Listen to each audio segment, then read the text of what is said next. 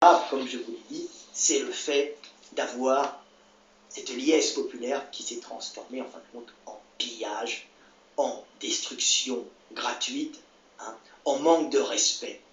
Il n'y a pas eu à proprement parler on va dire, d'actes d'une extrême violence, mais on a vu surtout dans toute la France des actes d'incivilité, de destruction de matériel urbain qui est le matériel des Français que nous avons payé avec nos impôts, d'agression symbolique des forces de l'ordre, c'est-à-dire que les gens ne considèrent même plus la police, hein, la police comme appartenant au peuple et comme les protégeant, puisque bien sûr la police est utilisée par le pouvoir le plus souvent pour récupérer, alors souvent pour, bien sûr, ils ont des tâches de protection, hein, ils ont des tâches d'intervention, mais ils sont malheureusement utilisés par le pouvoir en place pour favoriser, en fin de compte, la récupération d'argent sur les esclaves, hein, en les taxant, en essayant de faire du chiffre, hein, avec souvent des, des contrôles de vitesse, hein, des contrôles, des vérifications de parcomètre, hein, en essayant justement d'utiliser cette police dans une optique de rentabilité, hein, en taxant et en mettant des amendes pour des fautes mineures aux pauvres producteurs avec leurs voitures qui se garent mal, qui vont un peu trop vite, hein. Il faut quand même faire attention, mais ils sont essentiellement utilisés pour ça, et c'est pour ça qu'ils deviennent désagréables aux gens. Il n'y a plus aucun respect, hein, respect de la police, hein. On a vu respect du matériel urbain, respect du travail des hommes, hein. On voit des hordes de jeunes gens tout cassés. Alors certains diront que c'était essentiellement des Noirs et des Maghrébins. Alors oui, ce sont essentiellement des Noirs et des Maghrébins qui cassaient tout. Preuve qu'il y a en fin de compte une très mauvaise, en fin de compte, intégration de cette jeunesse, hein, mais surtout preuve qu'il y a un désespoir général d'une jeunesse qui sait inconsciemment qu'elle n'a aucun avenir, et comme elle est agressive, hein, et ben, elle va tout péter, tout casser, hein, tout ce qui est autour d'elle pour pouvoir avoir l'impression d'exister. Ben oui, quand vous ne pouvez pas agir, quand vous ne pouvez pas réussir dans un pays de casse, hein, avant l'effondrement, vous cassez tout. Hein. C'est comme le gamin qui tape des pieds, hein, sur le parquet quand il n'est pas content, quand il n'a pas eu ce qu'il voulait. Et bien là, ces gamins, hein, on les voyait piller un supermarché, hein, piller un supermarché pour en sortir avec des canettes de Red Bull, des gâteaux, hein, au sucre raffiné. Hein.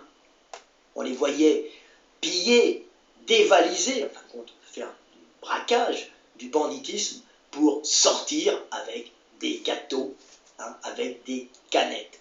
On est descendu extrêmement bas, on casse pour casser, on vole pour dire qu'on a volé et pas pour survivre, ça devient minable, il y a une perte générale des valeurs dans mon pays qui est la France, une perte des valeurs qui est affreuse, on est la risée du monde. Dans tous les pays, les gens ont fait des montages et ont montré comment la France fêtait sa victoire en détruisant son pays. Alors certains diront, ils ne sont pas français, ce sont majoritairement des Noirs, des Arabes. Non, ils sont français de papier, il n'y avait pas que d'ailleurs que des Français d'origine étrangère, il y avait aussi d'autres Français. Nous avons surtout une jeunesse issue des quartiers que nous avons vus, qui est sans avenir et qui inconsciemment sait qu'elle n'a aucun espoir et qu'elle va vite rentrer dans le rang des esclaves.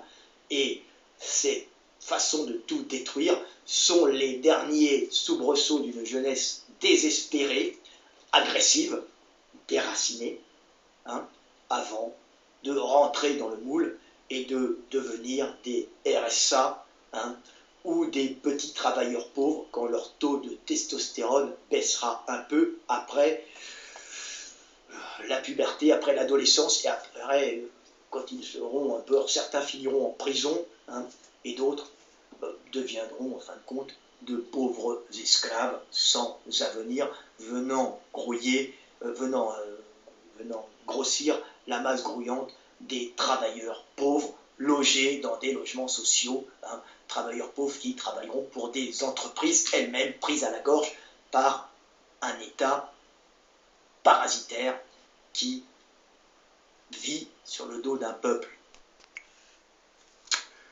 Bonjour à tous. Voilà, vous venez d'entendre un petit pamphlet contre cette violence qui s'est déchaînée lors de la victoire de la Coupe du Monde, lors de la victoire de l'équipe de France. Bon, c'est toujours bien de vouloir se focaliser sur cette violence, mais bon, il ne faut pas occulter non plus pour quelles raisons ces jeunes se révoltent contre la société.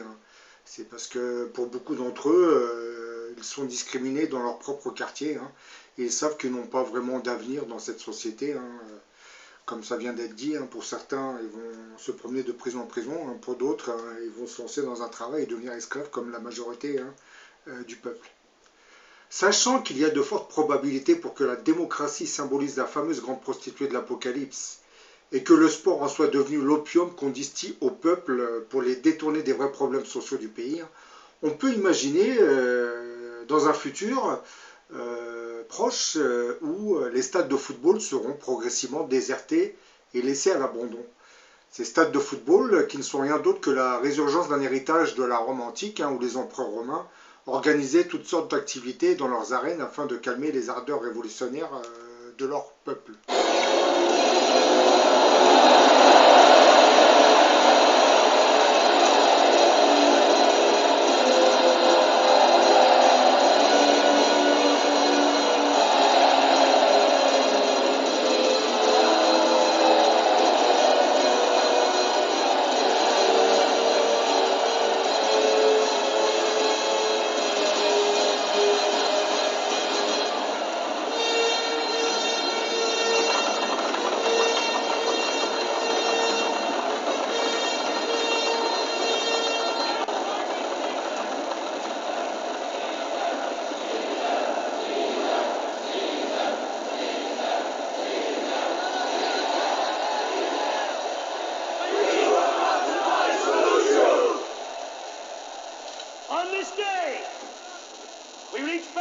To hallowed antiquity, to bring you a recreation of the second fall of mighty Carthage.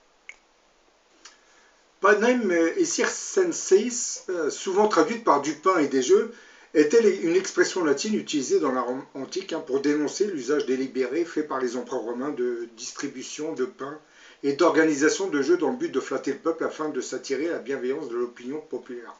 Aujourd'hui, cette expression est souvent utilisée pour signifier la relation biaisée qui peut s'établir dans ces périodes de relâchement ou de décadence entre une population qui peut se laisser aller, se satisfaire de pain et de jeux, c'est-à-dire de se contenter de se nourrir et de se divertir et ne plus se soucier d'enjeux plus exigeants ou à plus long terme concernant le destin de la vie individuelle ou collective. Entre un pouvoir aussi politique qui peut être tenté d'exploiter ces tendances à la vie facile et heureuse par la promotion de discours et de programmes d'action populistes qui ne résoudront pas les vrais problèmes sociaux qui seraient liés à une mauvaise distribution des richesses dans nos sociétés capitalistes. Les sports en général et le football en particulier contribuent grandement à éloigner les gens des vrais enjeux économiques de nos nations. Tout comme la Rome antique, on occupe la pensée de l'opinion publique par du vide culturel et sportif, et ainsi on occulte de leur pensée les véritables enjeux économiques qui sont en train de modifier le visage de nos sociétés. Le football, qui est devenu un phénomène planétaire, est né en Angleterre à la fin du 19e siècle, et il se propagera ensuite dans tous les ports du globe. Il accompagnera logiquement l'évolution capitaliste de nos nations, et il gagnera progressivement l'intérieur des terres avec le développement des chemins de fer et autres axes de communication. Ainsi, les Britanniques accompliront de manière involontaire la conquête du monde sportif par l'intermédiaire du football. Par son attrait populaire, le football commence à flirter avec le politique et fera l'objet d'une récupération politique au service de la géopolitique des États. L'un des premiers à l'avoir compris était le général Franco, arrivé au pouvoir en 1939, Il n'était pas vraiment un grand fan de football, mais il y avait un vecteur stratégique capable de transmettre cette politique d'unification et de grandeur du pouvoir. Par opportunisme, il soutiendra d'abord le club de l'Athletic Madrid, car ce dernier écrasera le championnat espagnol de 39 à 53. Franco apportera, entre autres, un brin de nationalisme en faisant changer le nom pour Atlético, afin que le club fasse plus castillan et moins basque. À partir de 1953, avec l'Atlético n'étant plus à la hauteur, il décidera de favoriser le Real de Madrid et commencera à lutter contre le FC Barcelone. Et leur devise, mais qui est un club, plus qu'un club en catalan. C'est ainsi qu'était née la grande rivalité entre le Real de Madrid et le FC Barcelone, l'un bénéficiant de l'aide du pouvoir et l'autre devenant un fief de la résistance linguistique et identitaire en Espagne. Avec Franco, on remarque l'enjeu nationaliste qu'on peut obtenir à partir du football. Avec d'autres pays, comme par exemple l'Argentine, le football deviendra un enjeu stratégique et il remplira désormais la fonction d'opium du peuple. C'est notamment le cas pour l'Argentine de Videla. 24 mars 1976, alors que commence la dictature argentine de Videla, la plus sanglante du pays, 23 communiqués des militaires seront émis, dont 22 concernant des restrictions de liberté. Et finalement, le 23e communiqué, à la surprise générale, était un communiqué d'autorisation. Oui, c'est étrange. Et ce communiqué autorisait la transmission d'une partie des matchs de football du mondial. La sélection argentine jouait à l'époque à Varsovie pour se préparer au mondial de 1978, qu'elle accueillera 2 ans plus tard malgré de nombreux appels au boycott. C'est pour cette même raison que le régime militaire argentin a autorisé les Argentins à pouvoir voir les matchs du mondial. En réalité, ils étaient en train de préparer la future Coupe du Monde dans leur pays. Un événement qui en dit long sur l'importance du football comme instrument d'aliénation des masses. On voit très bien que certains gouvernements utilisent le football à des fins strictement stratégiques. Et on constate depuis quelques années une implication économique. Les organisateurs de la Coupe du Monde ont même tendance à exploiter le foot pour promouvoir le système économique capitaliste. Vu les sommes faramineuses qu'ils gagnent, on comprend qu'ils souhaitent convertir toutes les nations du monde à ce paradigme économique capitaliste. D'ailleurs, les derniers lieux d'accueil de la Coupe du Monde valident ce que je suis en train de vous dire. L'Afrique du Sud en 2010, Brésil en 2014, Russie en 2018. La FIFA semble vouloir accentuer le développement économique de ces pays par l'intermédiaire du football. Et pour conclure, le football est devenu un phénomène populiste qui s'est répandu sur une échelle planétaire. Ce vecteur populiste du football nous explique entre autres pourquoi il est récupéré depuis 1945 à des fins strictement nationalistes et géostratégiques. Aujourd'hui, avec l'arrivée de nouveaux acteurs, le pouvoir financier et de représentation du football est devenu beaucoup plus puissant, donc très influent sur un niveau politique. Par conséquent, l'influence du football devient chaque jour de plus en plus influente dans la géopolitique de plusieurs États. Je terminerai cette vidéo par les propos injurieux tenus par l'animateur Trevor Noah qui avait commenté la victoire de l'équipe de France à la Coupe du Monde de football en Russie. Après avoir diffusé un zapping des réactions médiatiques au sacre des joueurs tricolores, le présentateur s'était amusé à assimiler les joueurs menés par Didier Deschamps à des Africains. Dans The Daily Show, une émission américaine de la chaîne Comédie Centrale, l'animateur Trevor Noah avait ironisé sur la victoire de l'équipe de France. Oui, dit-il, je suis tellement heureux, l'Afrique a gagné la Coupe du Monde. L'Afrique a gagné la Coupe du Monde, a finalement chanté Trevor Noah, en croisant les bras, à clin d'œil au film Black Panther, et geste notamment repris par la communauté afro-américaine. Il avait ensuite poursuivi en montrant les joueurs tricolores titulaires lors de la finale contre la Croatie. Je sais bien, il faut dire que c'est l'équipe de France, mais regardez ces gars, regardez ces gars. Et d'enchaîner, vous n'avez pas ce bronzage en vous promenant dans le sud de la France, les mecs. La France est devenue l'équipe de rechange de l'Afrique. Une fois que le Nigeria et le Sénégal ont été éliminés, Pure Média vous propose de visionner la fameuse...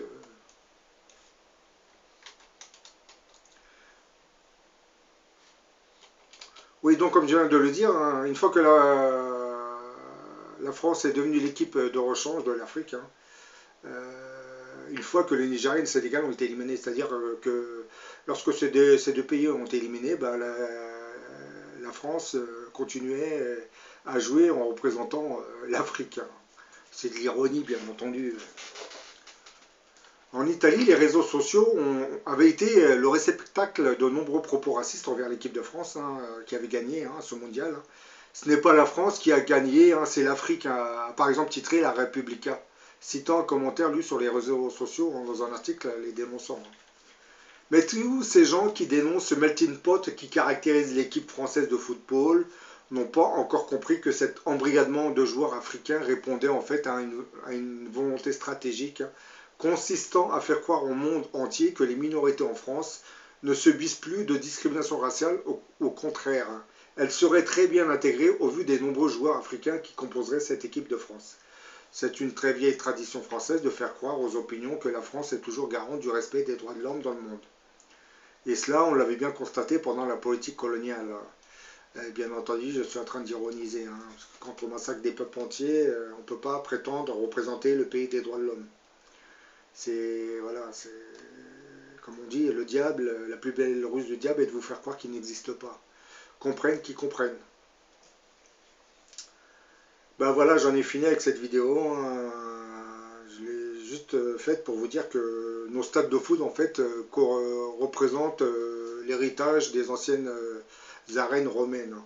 Et dans le futur, je pense que celui que vous appelez le grand monarque, ou l'antéchrist comme la Bible l'appelle, démantèlera ce genre de stade à part un, dans lequel probablement il fera ses discours, mais la grande majorité des autres stades seront, je vais dire démantelés, je ne vais pas dire démantelés, mais ils seront abandonnés, c'est-à-dire il n'y aura plus d'entretien, ils vont rester à l'abandon.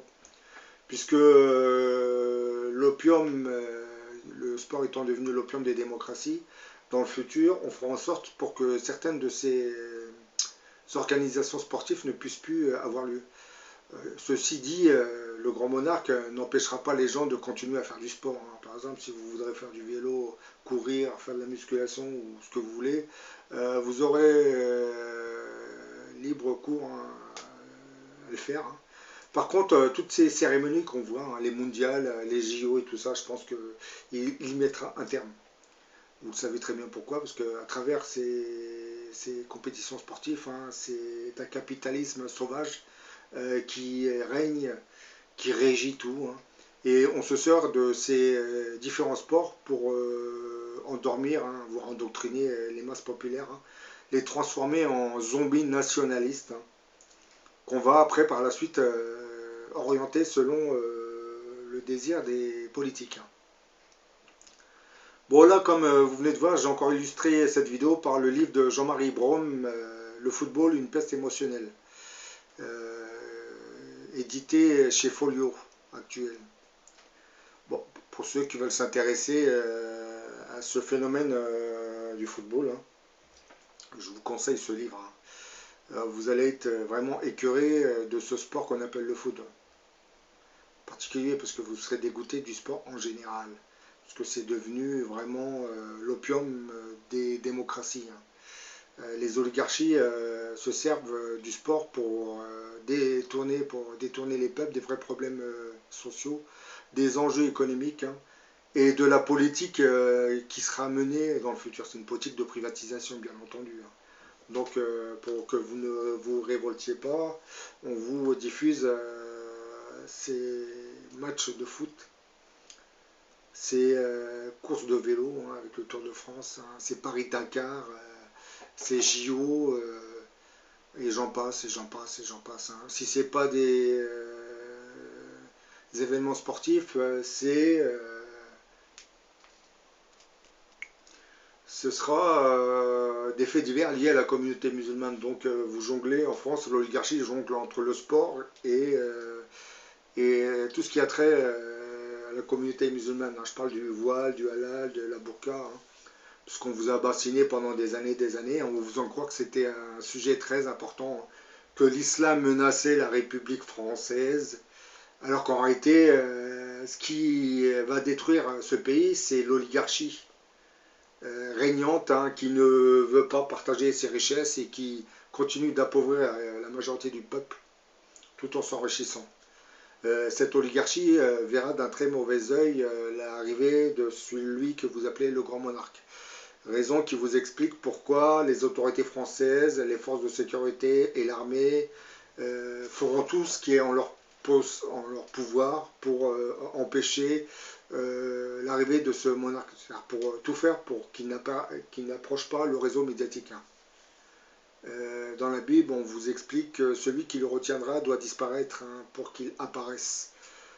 Donc si je suis une logique, si le pouvoir en France est cette chose, je ne sais pas trop ce qui va se passer dans le futur. Il va se passer un événement qui va provoquer un cataclysme dans le pays. Au sens figuré, bien entendu, je ne parle pas au sens propre, bien que le cataclysme aura bien lieu, mais sur une échelle planétaire, dans quelques années. Parce que là, on peut parler en années, c'est même plus la peine de parler en centaines d'années. Vu les signes annonciateurs qui se concrétisent depuis quelques années, on est arrivé dans les temps. Et le football, le développement de ce sport que vous appelez le football, fait partie de la stratégie que le diable a développée. Ces multiples tentations qu'il a conçues. Les gens, quand vous leur parlez du diable, ils s'imaginent quelqu'un, bon, c'est cette personne avec ses deux cornes, avec sa grande queue, et ses jambes en forme de bestiaux, de boucs. Ils s'imaginent que le diable va apparaître comme ça devant eux et leur dire de faire ce qu'ils souhaitent qu'ils fassent. Le diable est beaucoup plus rusé que cela, vous vous en doutez. Soit il prend une apparence humaine pour aller discuter avec la personne, soit il va approcher la personne qui l'intéresse et lui insuffler télépathiquement parlant des suggestions. Et cela, il va le faire pendant un certain moment. Et cette personne finira par mémoriser cette inspiration et elle va commencer à développer ces idées. C'est de cette manière que les forces du mal agissent. Ils encadrent une personne, lui inspirent des idées pendant un certain moment. Cette personne va marcher en ayant ces idées en tête et ensuite elle va commencer à les appliquer en pensant que ces idées viennent d'elle-même. Alors qu'en réalité, c'est un démon qui était en train de lui inspirer. Vous savez que l'apostasie qui est née à partir de la Révolution française est née de cette manière. Vous avez les forces maléfiques qu'on appelle les démons. On commençait à encadrer certains philosophes francs-maçons. On commençait à les inspirer. Vous savez, quand vous côtoyez quelqu'un et vous transmettez des messages télépathiquement parlant pendant un certain moment, cette personne finit par mémoriser toutes ces idées, puisqu'elles s'imprègnent dans le cerveau et puis finissent par s'appliquer. D'ailleurs, lorsque on parle de télépathie, il suffit qu'une personne qui a un vrai pouvoir télépathique, il suffit que vous donniez un ordre à une personne à distance. Cette personne, par exemple, vous la voyez marcher et vous voulez qu'elle rentre dans un magasin. Vous allez penser fortement à cette pensée pour qu'elle rentre dans ce magasin. Si vous avez vraiment un don et un pouvoir, logiquement, cette personne va commencer à ralentir, réfléchir un peu et elle va se tourner pour entrer dans le magasin. Puisque votre suggestion télépathique, c'est imprimé dans l'esprit de cette personne. Donc, l'impression est tellement forte, parce que c'est que de l'énergie spirituelle, cette impression devient tellement forte que la personne croit que c'est elle qui a pensé à rentrer dans le magasin. Mais bon, je vais m'arrêter là, parce que là, c'est un sujet sur la télépathie. Donc là, c'est pas un sujet sur la télépathie, c'est sur le football. Bon, je vous dis à la prochaine pour une autre vidéo. Allez, au revoir.